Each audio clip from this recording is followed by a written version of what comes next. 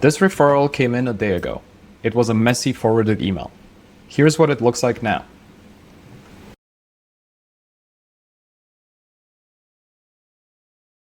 It's been checked against the firm's own criteria. He's a fit, and here is exactly why, line by line. There's a reply drafted in the advisor's own voice, and it's ready to go. It's logged, so it can't slip through the cracks. The advisor didn't type any of this. They read it and hit send. Now let me rewind, because if you run a small advisory firm, you already know the 20-minute version of this by heart. A referral lands, you read it, you work out whether they're even a fit, you write something back that sounds like you, and you log it somewhere so it doesn't get lost. 15-20 minutes, every referral. And the warmer the lead, the more being slow costs you. The longer that email sits behind everything else in your week, the more a motivated prospect cools off, or they just book whoever got to them first. So today I'm going to show you exactly how that 2-minute version happens on a demo firm's inbox. And then I'll give you the same setup for free, so you can run it on your own inbox tonight. Quick word on why I'm the one showing you this. I build AI systems for a living. I'm not a 20-year wealth management veteran, and I won't pretend to be one. What I did was go and ask advisors where their week actually goes, and the front door, or new leads, kept coming up. So I built a fix, and I'm going to show it working, not just talk about it. This is the first of the 3 seams that I'm taking apart. Onboarding and reviews are next.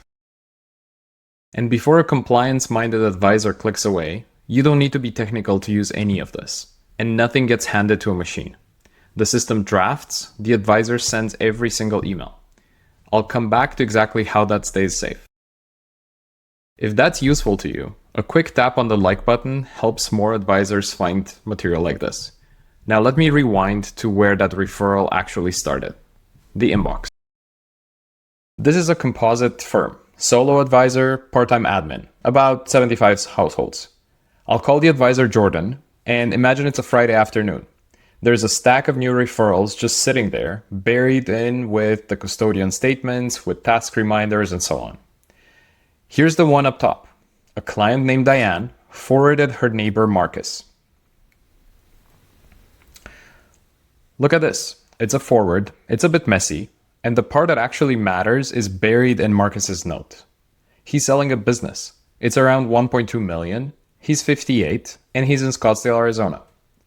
So to deal with just this one, Jordan reads the whole thing, checks it against the firm's minimum in his head, jumps over to the CRM to see if Marcus is already in there, writes a warm reply that doesn't read like a form letter, and then logs it so it doesn't disappear. Call it 15-20 minutes, and that's if he doesn't get interrupted. And there's a whole stack sitting right under that. That's the front door. Now watch what happens when a system handles that repetitive part. It's connected straight to the inbox. I just tell it, go through my new referrals, start with the one from Diane.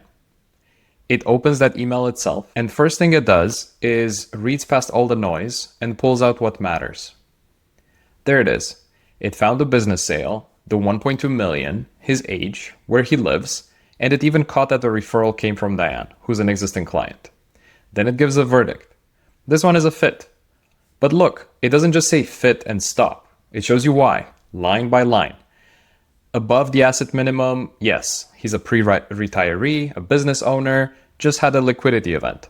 Licensed in his state, yes, Arizona, no disqualifiers. That reasoning is the important part, because it's checking against the criteria you gave it, not just some generic idea of a good client. Then the draft. This is a full intro email, written back in Jordan's voice. And that's on purpose. It learned his voice from a couple of his own past intros. It thanks Diane for the introduction, and it reflects back what Marcus is actually going through, so it doesn't sound like a template. And it invites him to book a call. And see this part? It uses a real booking link instead of making up a URL. It doesn't invent things, it actually uses the values that you provided. Now here's the part that makes it real. It didn't just show me that reply on a screen. It saved it as an actual draft, sitting right there in the inbox, ready to send. And of course, it can also log the lead to the firm's tracking sheet or CRM, a record of who came in, where they came from, who referred them, what got drafted, and so on. So that's the entire front door for this lead. Read, qualify, draft into the inbox, log to the sheet. In about the time it took me to talk through it, Jordan opens the draft, changes a word if he wants, and then presses send. Now, here's where it actually earns its spot, because real inboxes aren't all perfect fit referrals. Watch these edge cases. Next in the pile is Kevin. He wants a cheap term life policy. He's got $8,000 saved, no investments.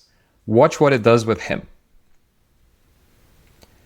The system calls it straight. It's not a fit. He's under the minimum, and it's a product-only ask. But look at the reply it drafts. It's not a cold rejection or a complete ignore. It's a gracious, respectful decline, and because Jordan's setup has a referral out, it even offers to point Kevin towards someone who's a better match for him. So you stay classy with the people who aren't a fit automatically. Next one, Sandra.